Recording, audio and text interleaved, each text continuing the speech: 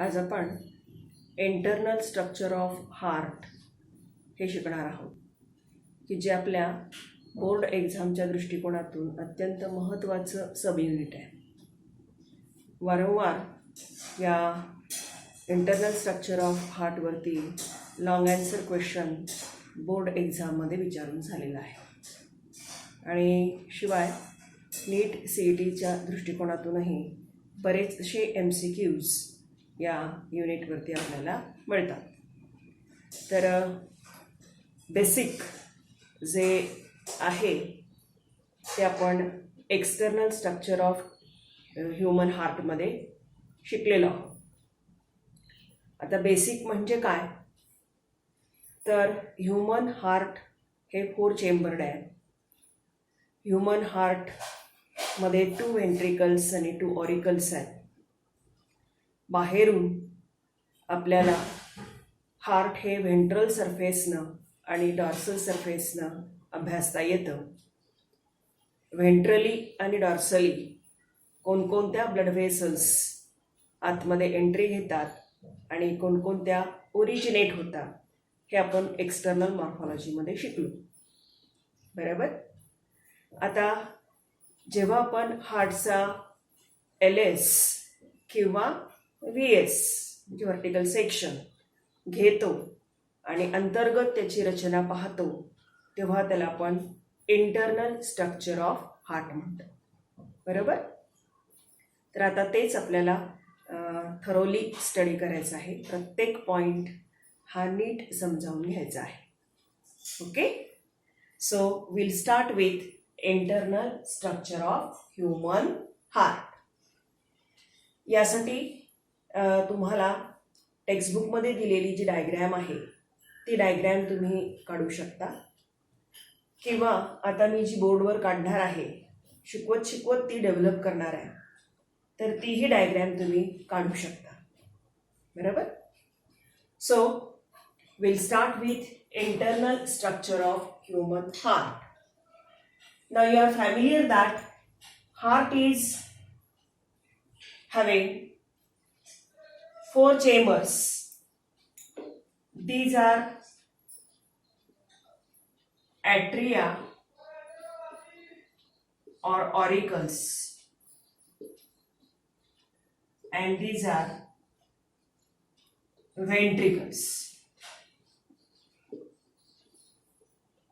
Right? So there are 2 auricles and 2 ventricles. How? Diagrammatically, you can draw in this way.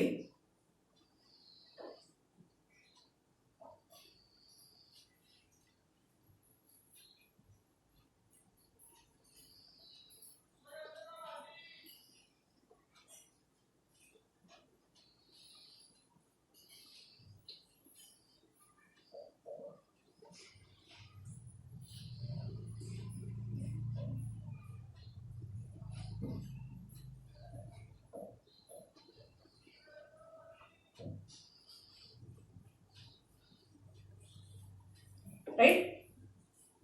So this is the right auricle.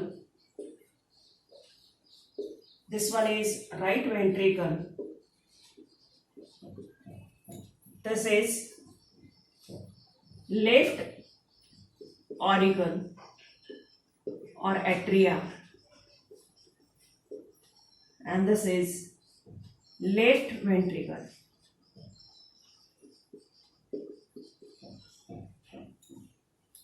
So human heart shows 4 chambers, 2 auricles or atria and 2 ventricles right and left. Here.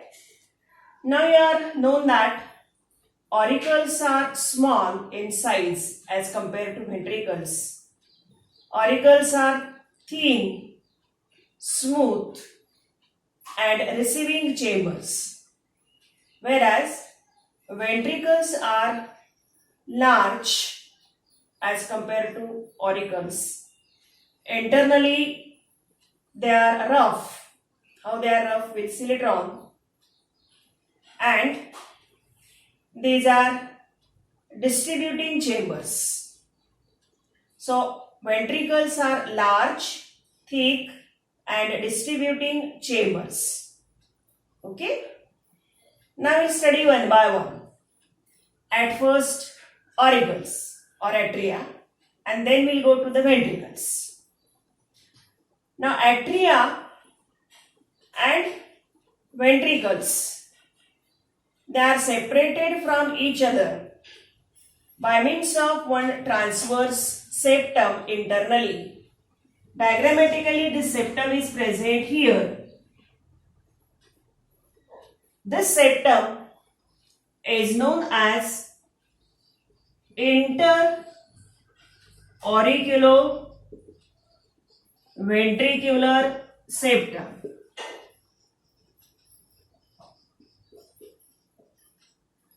Externally, this septum is seen in the form of transverse groove. That groove is known as coronary sulcus or atrioventricular sulcus. And internally, this is the interauriculoventricular septum. The word says us that inter means in between. Auriculoventricular means in between auricles and ventricles. The membrane is present that separates atria from ventricles. That's why the name is given interauriculoventricular septum. Clear?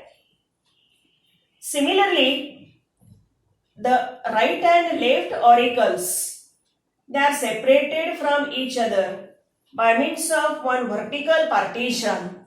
This partition is known as interauricular septum. Interauricular septum. Again the same word, inter means in between, auricles means auricle or atria, right and left. In between these two, the septum is present, known as interauricular septum. Clear? Similarly, in between right and left ventricle, there is another vertical septum is present or membrane is present, known as interventricular septum.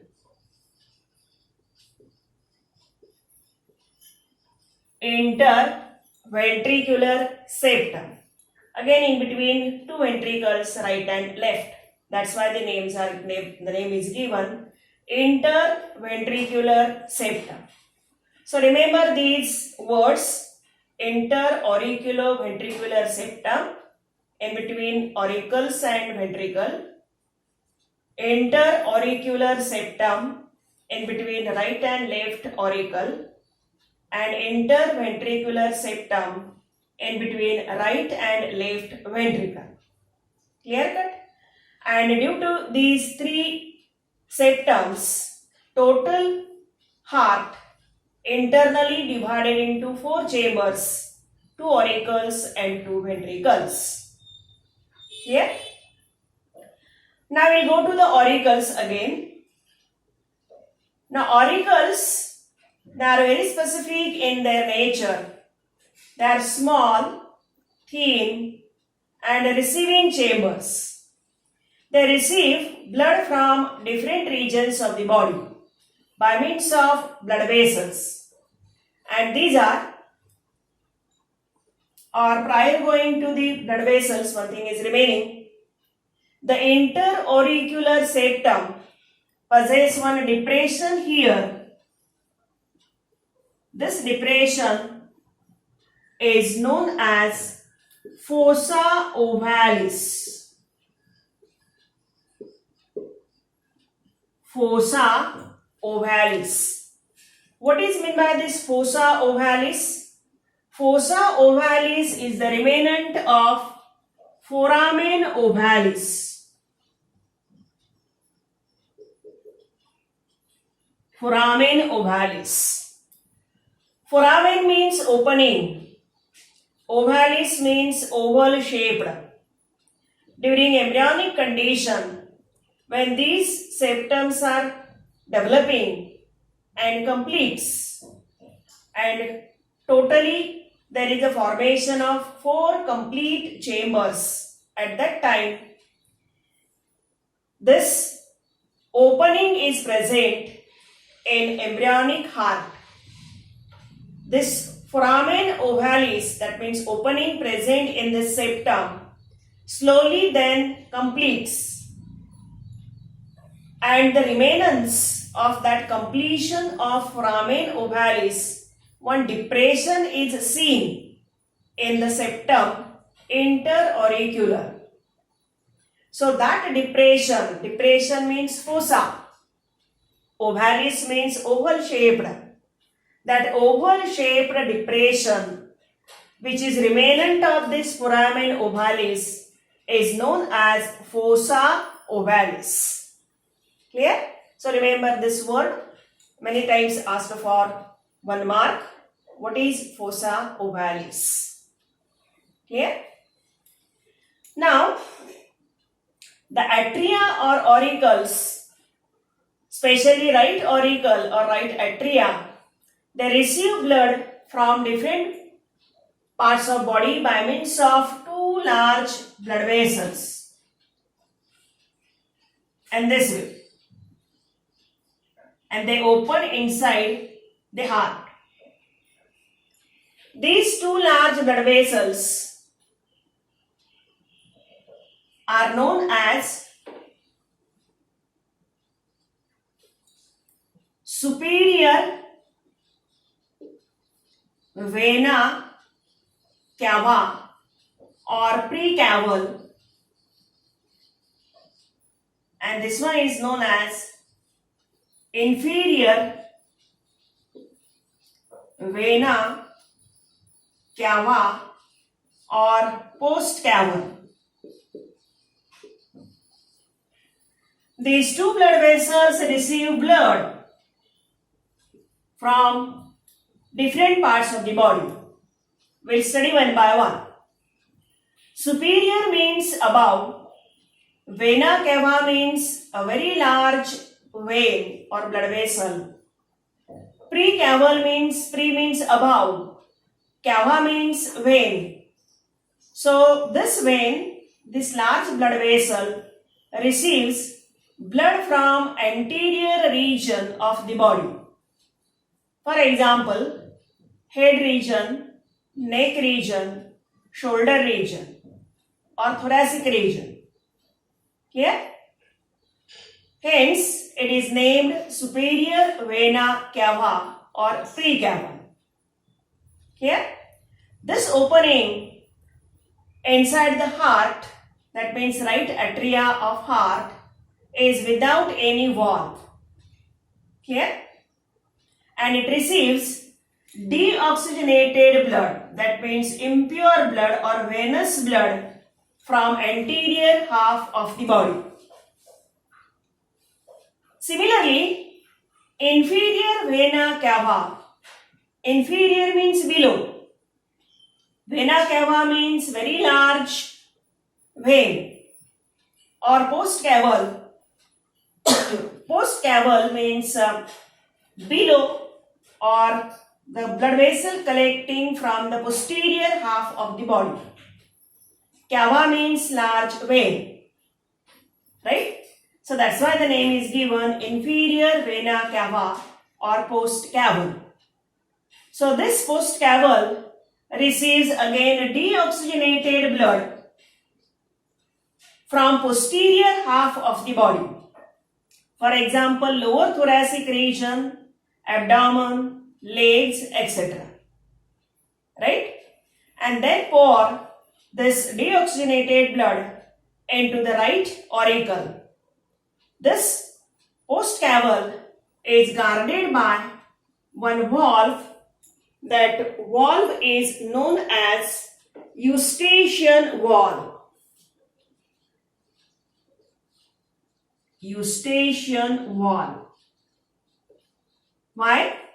When blood is poured here In this way, the deoxygenated blood ultimately, due to gravitational force, the blood may go back to prevent backflow or backward flow of blood. This opening of postcaval is guarded by the valve known as Eustachian valve. Yeah? Now another third opening is present here. This third opening is opening of coronary sinus. Coronary sinus. Opening of coronary sinus.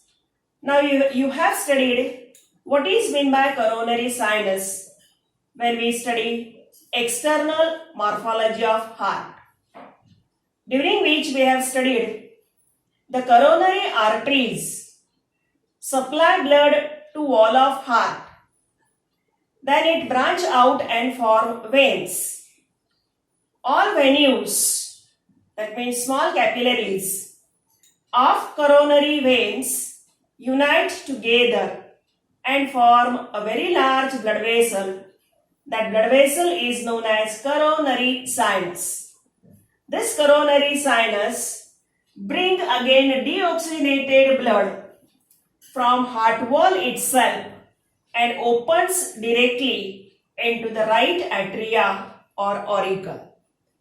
This opening, coronary sinus opening, is guarded by another valve known as Thebesian valve. Remember the name. So now you are clear cut. The opening of coronary sinus is guarded by Thebesian valve, whereas opening of inferior vena cava or postcaval is guarded by this Eustachian valve. Here, so in that way, that is about right auricle. The right auricle is small, or totally both auricles are small, thin, receiving chambers, internally smooth, and they bring blood, deoxygenated blood into right auricle through precaval, postcaval and coronary sinus. Okay? Now left auricle. The left auricle is slightly large as compared to right auricle, and it receives pure blood through 4 pulmonary veins. 4 pulmonary veins from lungs. These 4 pulmonary veins opens into left auricle, and these openings are without any valve. Remember. Now a question may arise in your mind. They bring oxygenated blood, pure blood, even though we call it as pulmonary vein. That is the exception. Even though these veins, they carry oxygenated blood from lungs, they are named pulmonary veins. Here, so remember that difference. These pulmonary veins carry oxygenated blood, but exceptionally they are named pulmonary veins. Here, now both these atria, they open into respective ventricles by means of an aperture. This aperture is present here. This is an aperture. This is an aperture. This aperture is known as interauriculoventricular aperture on both sides. both sides. Interauriculoventricular aperture present in the interauriculoventricular septum. Just we have studied in the first of our lecture. The atria and ventricles are separated internally by means of one septum. That septum is known as interauriculoventricular septum.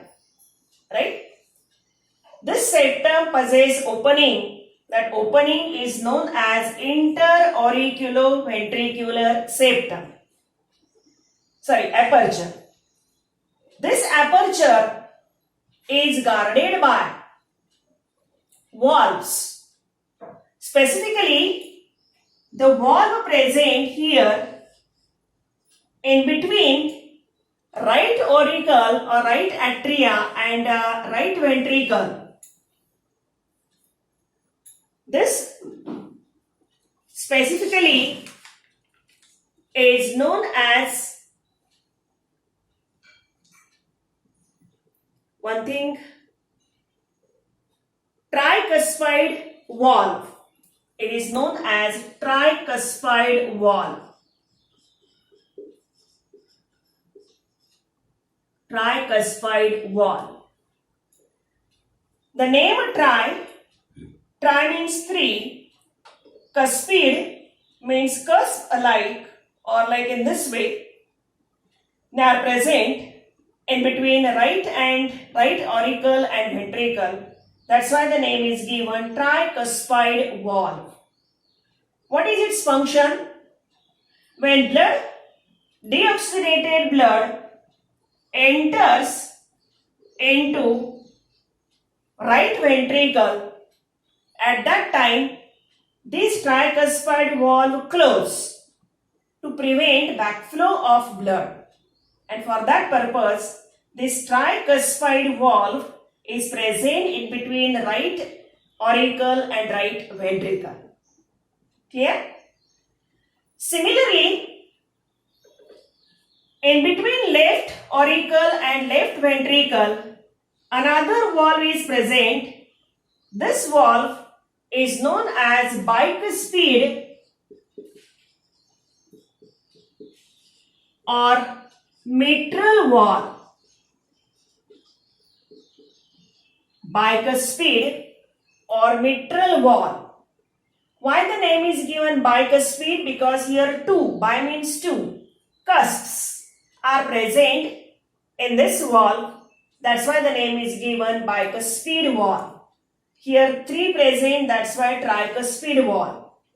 Again, when this oxygenated blood enters into left ventricle, ultimately the backflow of blood is prevented by this bicuspid valve. The bicuspid valve closes and the backflow of blood is prevented.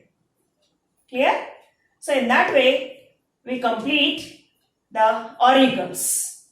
Now we will go to the ventricles. Clear? Now both ventricles, these are large in size, thick walled and distributing chambers. Now, if you compare right ventricle and left ventricle, then left ventricle is 3 times thicker than right ventricle. Now why? What is the reason? Or in examination there is a question, ventricles are thicker than auricles, or left ventricle is much more thicker than right ventricle. Give reason. So answer to that question is, the left ventricle distribute blood to different parts of body or to the tips of body, and it has to pump blood under vigorous pressure or under large greater pressure. That's why its wall is much more thick. Whereas right ventricle has to pump blood to lungs, and lungs are very near, very close to heart. and that's why it does not need lot of pressure, and that's why this right ventricle is thin as compared to left ventricle. Here, now both these ventricles internally, they are not smooth, but they show in this fashion some roughness. This roughness, that means some elevations and some depressions. These elevations and depressions of heart, they are named as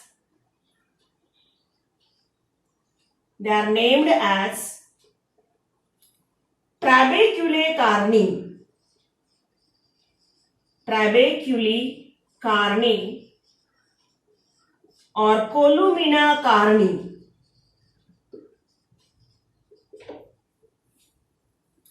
The internal surface of ventricles is not smooth but shows ridges, fissures or elevations and depressions. These are known as trabeculae carni or columina carni. Right? Now this internal surface of both ventricles, they show papillary muscles. Here, these are papillary muscles.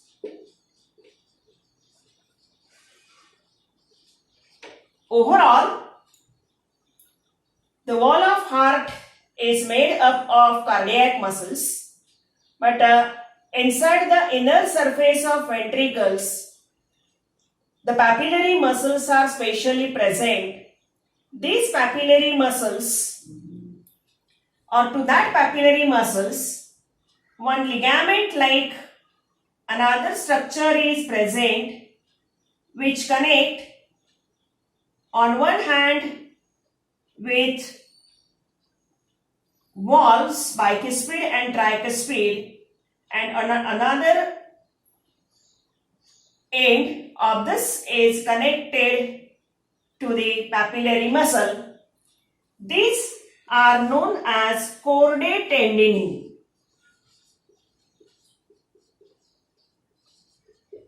Remember these two words, chordae tendineae and papillary muscles, as well as this trabeculae carni or columina carni. Remember the difference in between these three. Trabeculae carni, they are fissures or ridges present in the inner surface of ventricles, both ventricles. Papillary muscles are present on these fissures, and chordae tendineae, these are somewhat ligamentous like structure which connect the bicuspid and tricuspid walls respectively to the wall of ventricles internally, and that's why the name is given chordae tendineae. What is the function of these chordae tendineae then? The chordae tendineae hold both these bicuspid and tricuspid wall in their position. That means when ventricles contract, right, these both walls, they may evert backwardly. So to prevent everting means to go backside again into auricles. So to prevent everting of both these bicuspid and tricuspid walls respectively, these chordae tendineae hold them in their position. So chordae tendineae prevent everting of bicuspid and tricuspid wall respectively, and that is the function of this chordae tendineae. Clear? So we complete here ventricles also. under which we have studied ventricles are large, thick, distributing chambers. The right ventricle and left ventricle, again they show difference in their thickness. Left ventricle is 3 times thicker than right ventricle because left ventricle has to pump blood to different parts of body and right ventricle has to pump blood only to the lungs, and that's why there is difference. Then internally the left ventricle and right ventricle is not smooth but shows roughness. That roughness is known as trabeculae carni. On that roughness there are papillary muscles are present. To that papillary muscles chordae tendineae are attached. One end of chordae tendineae is attached to bicuspid and tricuspid valve and another end is attached to papillary muscles. These chordae tendineae hold the cuspid valves in their position and prevent their everting as well as backward flow of blood into or atria or auricles when ventricles contract. Clear? So that is about ventricles. Now, from the base of right ventricle, remember here, so this is two-dimensional figure. This is the base of right ventricle. From this base, one large aorta originates. This aorta runs forward in between two auricles.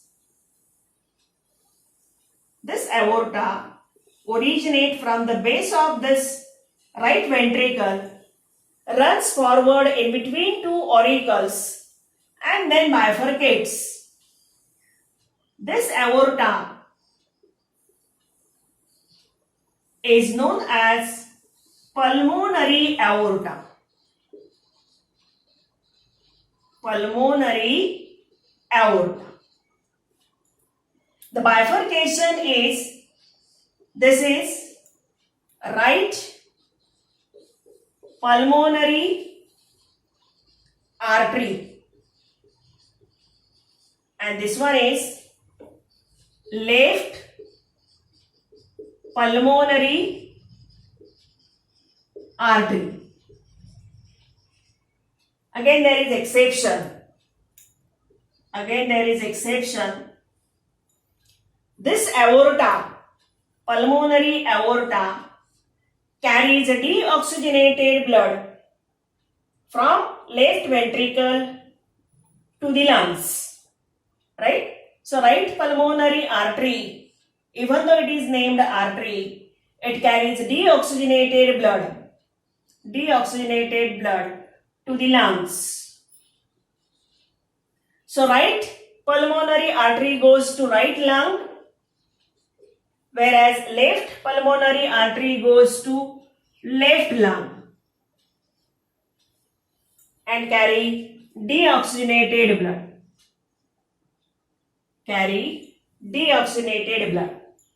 For oxygenation. Now you are well known, we have studied respiration. When blood enters through pulmonary venules around alveolus of lungs, the oxygenation occurs.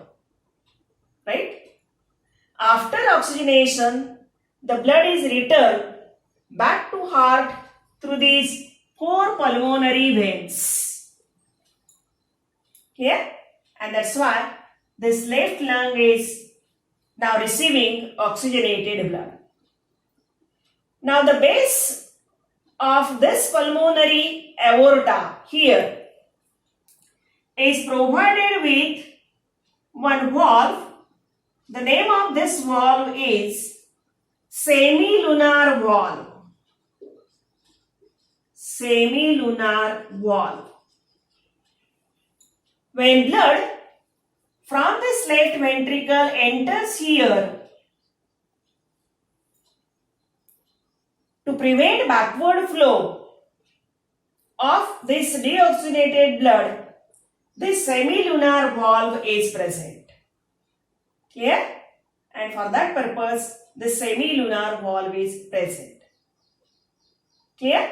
So we have studied complete right ventricle, under which we have studied the columna carni, papillary muscles, chordae tendineae, origin of pulmonary aorta, then its bifurcation, right pulmonary artery and left pulmonary artery.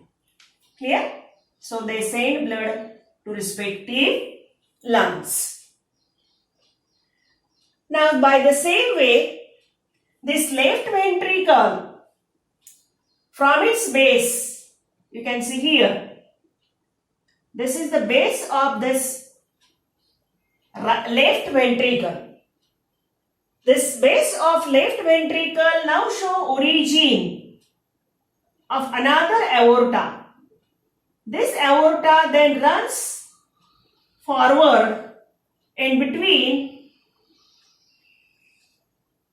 this right and left auricle and then turns to left. This aorta is known as systemic aorta. Systemic aorta. So now you are clear cut.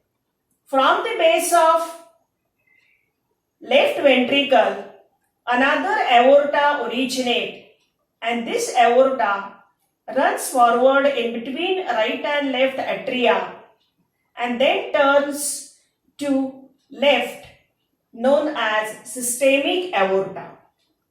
So oxygenated blood from this left ventricle enters in this systemic aorta and goes forward to different body parts. So it distributes oxygenated blood to different parts of the body. The base of this systemic aorta is again provided with similar valve. Similar valve, that means similar like that of pulmonary aorta. At the base of pulmonary aorta, semilunar valve is present.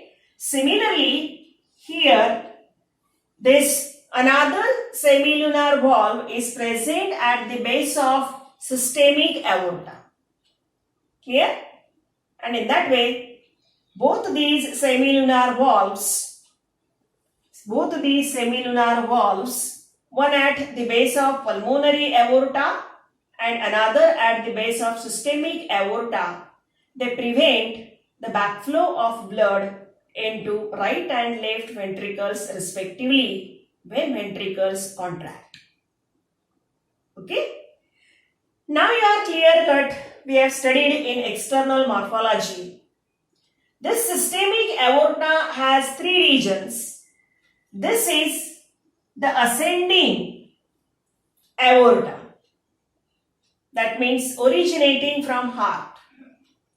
Then this is the arch-like structure. That arch is known as systemic arch. And finally, this systemic aorta turns to left, goes to the dorsal surface, exactly in the middle of dorsal surface, and at that time, the systemic aorta is named as dorsal aorta. So in short, systemic aorta has three regions. This is ascending systemic aorta. This is systemic arch. And further, this is dorsal aorta. We have already seen in external morphology. So in that way, now you are clear cut. There is an entry of superior vena cava, inferior vena cava and coronary sinus into the right atria. Entry of 4 pulmonary veins into left atria. And there is origin of pulmonary and systemic aorta from the basis of right and left ventricles respectively. And now you are clear cut. This is the right half of heart contains deoxygenated blood. This one is left half of heart which contains oxygenated blood. Right?